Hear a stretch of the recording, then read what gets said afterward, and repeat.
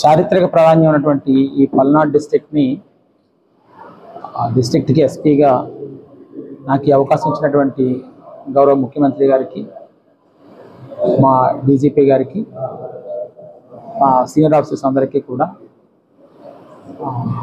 హృదయపూర్వక కృతజ్ఞతలు. ఈ మధ్యకాలంలో ఎలక్షన్స్ జరిగిన దగ్గర నుంచి కూడా పల్నాడు డిస్ట్రిక్ట్ గురించి నెంబర్ ఆఫ్ ఇష్యూస్ అవి చూడడం జరిగింది. ఇక్కడ కూడా చాలా సమస్యలు రావడం జరిగింది. వాటన్నిటినీ కూడా నా ముందు పనిచేసినటువంటి అధికారులు వాటిని సమర్థవంతంగా పరిష్కరించడం జరిగింది. సో నేను కూడా ఈ విషయాలు ఏవైతే ఉన్నాయో వాటిని తొందరగా అవగాహన చేసుకుని వాటిని చట్టపరంగా ఏ విధంగా చేయాలో ఆ విధంగా చేయడానికి కృషి చేయడం జరుగుతుంది. ముఖ్యంగా ఏదైతే చట్ట వ్యతిరేకంగా చేసిన వాళ్ళు ఎవరైతే ఉన్నారో వాళ్ళ పట్ల చట్టపరంగా ఎంత ఎక్స్టెంట్కి అయితే మనం యాక్షన్ తీసుకోగలుగుతామో అన్నింటినీ ఇంప్లిమెంట్ చేయడం జరుగుతుంది. ఏదో ఒక సెక్షన్స్ పెట్టి ఏదో చేసి అక్కడ వరకే కాకుండా ఫర్దర్ యాక్షన్ ఏదైతే తీసుకోవాలో వాటిని కూడా డెఫినెట్గా చేయటం అయితే జరుగుతుంది. అట్లాగే ఎవరి మీదైనా ఏమైనా తప్పుడు కేసులు కానీ ఎక్కడైనా ఏమైనా జరగకుండా కానీ జరిగినా కూడా ఇమీడియట్గా తెలుసుకున్న వెంటనే మాత్రం వాటి పట్ల ఖచ్చితంగా స్పందించడం జరుగుతుంది. విమెన్ ప్రయారిటీ డెఫినెట్గా తీసుకోవడం జరుగుతుంది.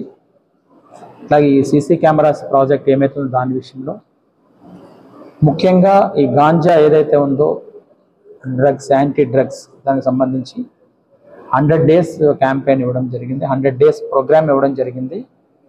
దానికి సంబంధించి పల్నాడు జిల్లాను కూడా సమర్థవంతంగా ఆ కార్యాచరణని తీసుకురావడం జరుగుతుంది. అది ప్రయారిటైజ్డ్గా చేయడం జరుగుతుంది.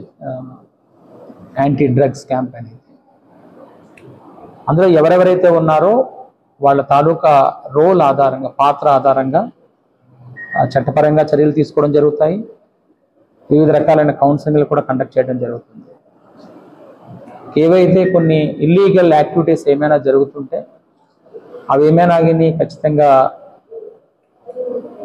ఎవిడెన్స్ ఆధారంగా కానీ ఉంటే వాటి పట్ల కూడా పోలీస్ పరంగా మేము ఎంతవరకు అయితే చేయగలుగుతామో అది ఖచ్చితంగా చేయడం జరుగుతుంది. అదర్ డిపార్ట్మెంట్స్ ఏమైనా కలిసి చేయాలి అని అనుకుంటే వాళ్ళతో కూడా సమన్వయం చేసుకుని ముందుకు వెళ్ళడం జరుగుతుంది.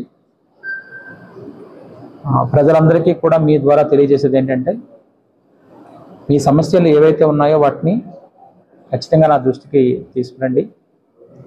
ఎక్కడైనా ఎవరైనా మీ పట్ల ఏమైనా అమర్యాదకరంగా కానీ అట్లా కానీ ప్రవర్తించినా కూడా తెలియజేయండి. ఖచ్చితంగా మేము స్పందించడం జరుగుతుంది ఉన్నతాధికారులను. అలాగే మీరు కూడా అన్నెసరీ విషయాల జోలికి పోకుండా మంచి జీవన విధానంతో సక్రమమైనటువంటి పౌర బాధ్యతలను నిర్వర్తించాలని కూడా కోరడం జరుగుతుంది. ఎవరైనా మిమ్మల్ని అన్నెసరిగా ఇన్స్టిగేట్ చేసినా కూడా అనవసరమైనటువంటి వాటికి వెళ్ళి మీ తాలూకా వాల్యుబుల్ లైఫ్ ఏదైతే ఉందో దాన్ని వేరే విధంగా పోనివ్వకుండా చూసుకోమని కూడా తెలియజేయడం జరుగుతుంది.